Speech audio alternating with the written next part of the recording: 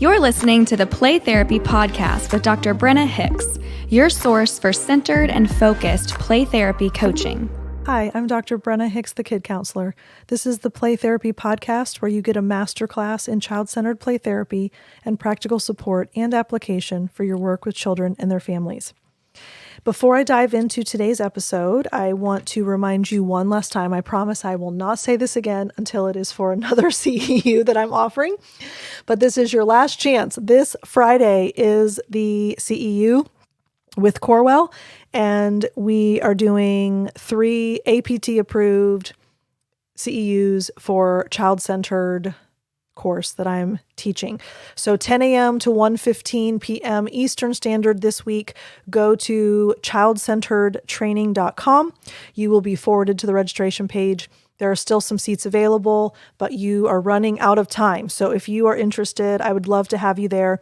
I promise there'll be something for everybody. And there's obviously going to be a live portion with a limited number of seats. So I would love to get to actually see some of your faces, and it'll just be so fun for me to not stare at a microphone and nothing else. So I'm looking forward to actually seeing people when I talk. It's going to be great. Okay.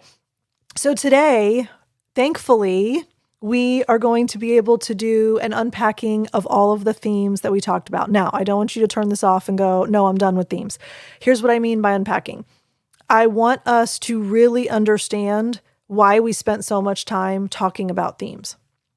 And I want you to understand the practical application of knowledge of themes, because I'm hearing through the grapevine. I'm not on any social media. Most of you probably know that.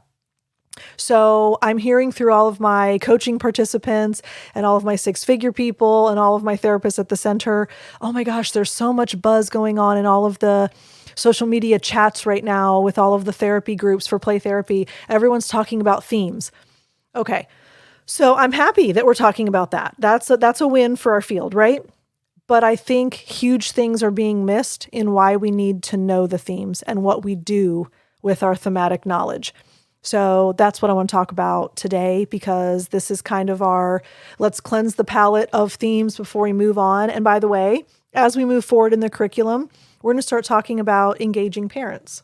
So the articulation piece, the communication piece, how do we engage parents in this process? And what do we say? How do we say it? How do we present it? What are the things that we need to touch on? How do we help them understand? How do we help them buy in? So much more to come about engaging parents. I'm excited about that. But let's cleanse the palette of themes. And I don't want this to be missed, because we have spent way too long processing all of these themes to not understand why we did it and how we should best use the knowledge that we've acquired. So let me start with making it very clear. When we think about our awareness of what themes are taking place in the playroom, it needs to be very well understood that if we're recognizing themes and we're documenting them in our notes, it's for parents more than for us. And I can hear the shock and awe right now. The gasps. What? I've been busting my butt, Brenna. I've been trying to memorize every single one of these themes, and I've been trying to identify them. And I thought it was for me clinically so that I knew what was going on. It is. Don't panic. But sorry if I sent you into a tailspin just then. But I want you to understand that when we meet with parents, we need to be able to communicate what significant things are happening in play sessions. Every other child model of therapy, a therapist sits down and says, we did this activity and we talked about this, and I brought up their anger, and we did a worksheet on emotions, and we threw wet cotton balls at the wall, and we talked about how it's like a ball. Okay. So we have to understand parents have an expectation that therapy involves tangible things. I want my kid to stop having tantrums. So what are you doing about the fact that my kid is having tantrums, right? That's where every parent is. What are you going to do about the fact that my child is having tantrums every day, many times a day, and I can't take it anymore? Okay, well, outside of the child-centered play therapy arena, We're going to do CBT. We're going to do activities. We're going to discuss regulation. We're going to give alternatives. We're going to talk about deep breathing. We're going to have a calm down corner, whatever. I'm rolling my eyes. So there's all of these things that, other therapists are going to do, that parents are going to say like, oh yeah, that sounds great. Okay. So when we come at this from a child-centered play therapy perspective, and we say, the child's going to work on this. I'm not going to bring this up. I don't have an agenda. I have no directives going into the process. The child knows what they need to work on. It's their pace, their time. They're going to go on this journey. I'm going to serve as the, what? No. You need to fix my kid's tantrums. Oh, they will. They'll be fixed. And parents are not able to make sense of that. It is our job, which is why we're moving into articulation and engaging with parents, right? Because we have to be able to communicate this stuff. Okay, but a parent is not going to be able to resolve my need for this issue to be fixed with, we're just going to let the child do whatever they want in the playroom and it'll all work out. So let's get back to themes. So our recognition of themes, our documentation of themes, and our discussion of themes when we meet with parents, it's mostly for them. Because when we can point out what is happening thematically in sessions, it provides them with a sense that something meaningful is happening. Do you see how that serves that purpose? Because if we say, yep, they just come in and play and they're working through their stuff. Well, what are they doing when they play? Oh, they're just throwing the ball at the wall over and over and over again. But how is that going to help them work through their tantrums? Oh, it will. I mean, they're going to have the 4 universal outcomes. Do you see how the whole process is trivialized with that kind of dialogue? But when you can present what themes you have consistently been seeing and progress within those themes, all of a sudden now the parent goes, oh, so there is something important taking place. Okay, well, that makes me feel better. All right, so I needed to make that really clear because the rest of everything I'm going to say is predicated on that we're going to use what happens thematically mostly for the parent's benefit. All right, so then if we grasp that, then we move into the irony that parents really don't care what the theme is. So we're doing this mostly for them, but they really don't care. So there's the catch-22.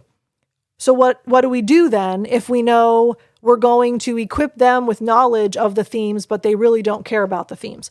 Well, what's most important when you share themes with parents, it's not the theme itself.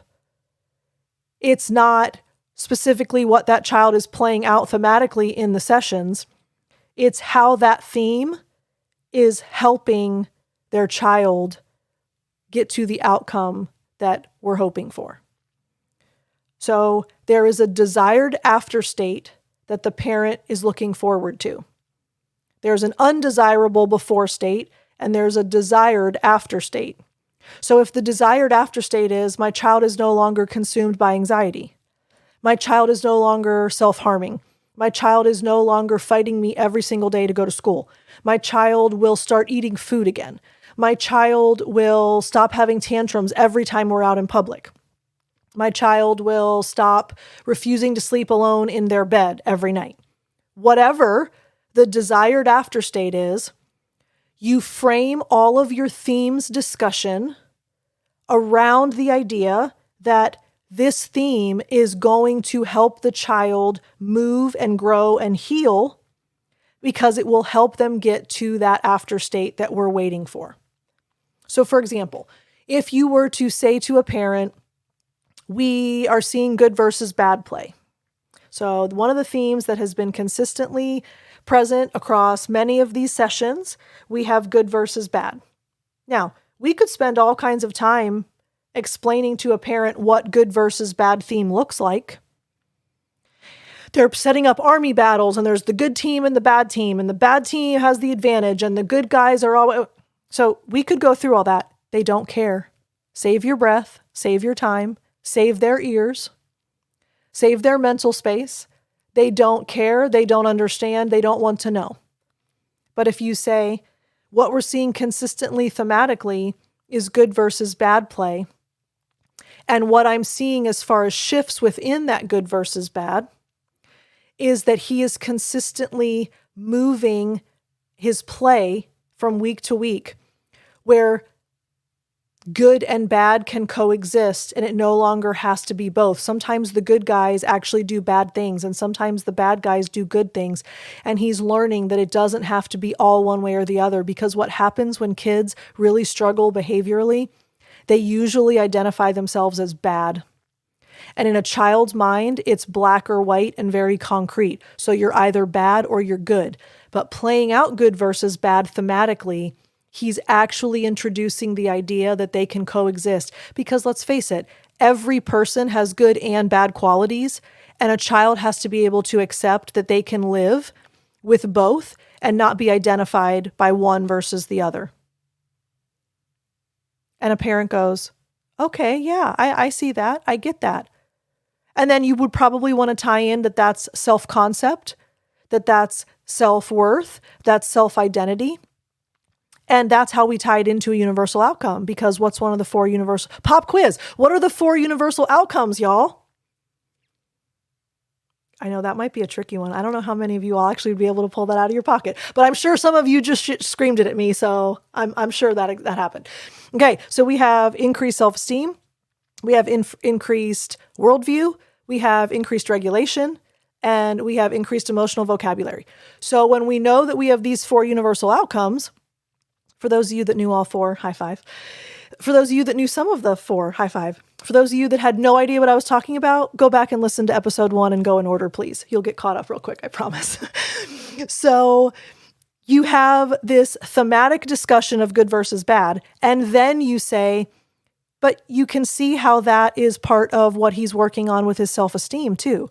Because if before he only saw himself as a bad kid, there's a self-fulfilling prophecy in that.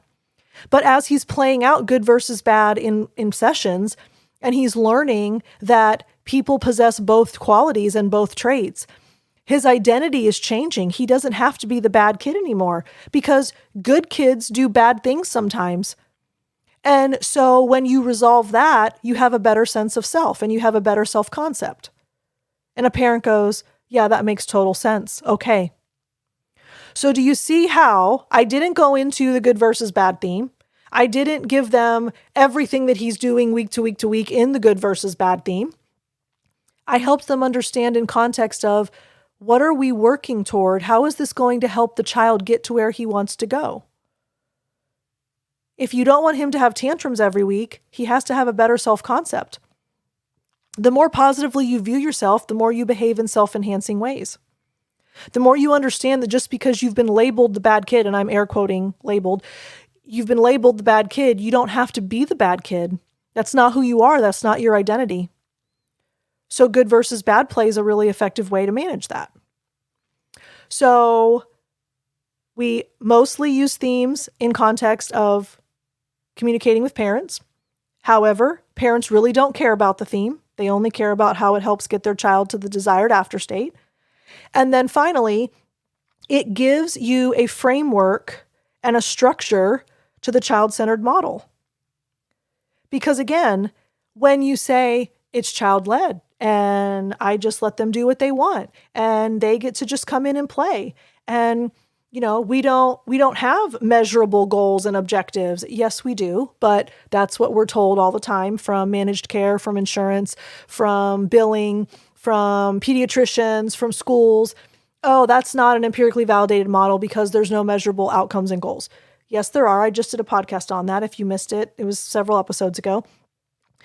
But when you can identify themes, and every time you meet with parents, you're sharing with them not only new themes that have emerged, but shifts within current themes and or the termination of themes. Because remember, when we no longer see a theme present itself in therapy after weeks and weeks and weeks of it, we know that the child has largely addressed that issue, and they're going to wrap that up now. There's absolutely measurability in what we do. If a theme emerges, the child's working on it. If a theme persists, they're not done. When a theme disappears, they've mostly wrapped it up. It's about as clear as you can be. It's just not therapist driven. So when you are constantly talking about themes and these are new and these are consistent and these have disappeared, it gives you a structure and a framework for an unbelieving world. And all of a sudden, people that say, well, there's no way to track progress in therapy in a child-centered model. Themes are the best way to track progress. And obviously, behaviors. But themes are clinically relevant to tracking what's going on in play therapy, specifically child-centered. So I hope that kind of paints the picture, because I don't want you all to get caught up in, I have to be able to know every theme. I have to be able to recognize every theme. I have to be able to document every theme. It's important to be able to do that, and you should work at it and spend the time to learn it and digest it and become proficient at it. It will only make you a better child-centered play therapist. However, it is not really intended to serve any other purpose than communicating so that parents are fully aware of what's happening and they believe that you are getting them to the goals that they have for their kids. So don't let everything get clouded by the overwhelm of how many themes there are and recognizing them in the moment, et cetera, et cetera. Even if you can't identify them in the moment, but you can go back and look at notes and you can see in hindsight, oh gosh, look, I've seen this theme 3 or 4 weeks in a row. That's a big deal. Even if you do it retrospectively right now, you might not be able to do it in the session. That's okay, because you don't have your parent consultations until every 5 sessions with the child. So sit down, review your notes, and figure out what the themes are. You don't have to be able to do it right in the middle of the session like I do. Sometimes you can reflectively say, okay, I definitely see power and control. I definitely see aggression. I definitely see self-esteem work. But sometimes you need to be able to do it when you're not right in the heart of a play session. And over time, it will become easier. So I hope that helps you. I hope it encourages you. One final thing. I teased it a couple of episodes ago. We have created the Child-Centered Play Therapy Collective, and we tested it with my coaching participants last week. We had our first live call on Friday. Lots of people hopped on. It was such an incredible time of getting to know each other, collaborating, talking, answering questions, supporting each other, really just loving the child-centered play therapy model. And it showed. I'm so excited. We are going to be opening it up to the public soon. So we're kind of trying to work out kinks and bugs with my participants first. But there's been a huge reception, a lot of exciting things to come. There'll be video session reviews, Q&As, topical discussions, forums, community, all kinds of collaboration. Really, really excited about that. The CCPT Collective coming soon. I can't wait. And this is international. So we have people literally all over the world that are going to be able to hop on there.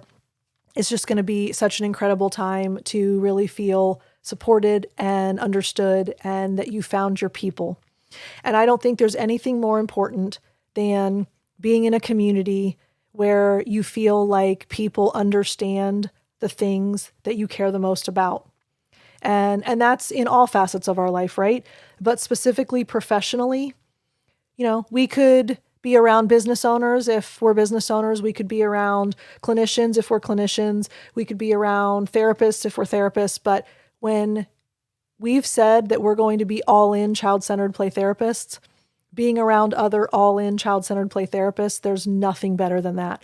And that is why I love this podcast. That is why I love you emailing me. That is why I love the coaching program. That is why I love this collective, because it just reminds me that we do have community and we do have people that will come alongside us and be proud of what we know and what we do and the work that we're able to do every single week in play sessions. So super excited. Stay tuned. More to come about that. We're going to do a big launch. We've kind of done a soft launch so far. We're going to do a big launch. It's going to be open and awesome. So can't wait. Thank you all so much for your trust and your faith and your investment and your commitment. I really am blown away on a weekly basis with all of you reaching out, emailing me. By the way, if you would like to, Brenna@thekidcounselor.com. I'd love to hear from you. But gosh, what an incredible thing this is. And this is big, y'all. I know you all just may listen each week and get excited and get passionate, and that is a small cog, right? But big picture, I see it. This is big. And I think we're going to take the child therapy world by storm. And I'm really excited about that. So can you hear the smile? I'm really happy. All right, y'all. Love you. Talk to you soon. Bye. Thank you for listening to the Play Therapy Podcast with Dr. Brenna Hicks. For more episodes and resources, please go to www.playtherapypodcast.com.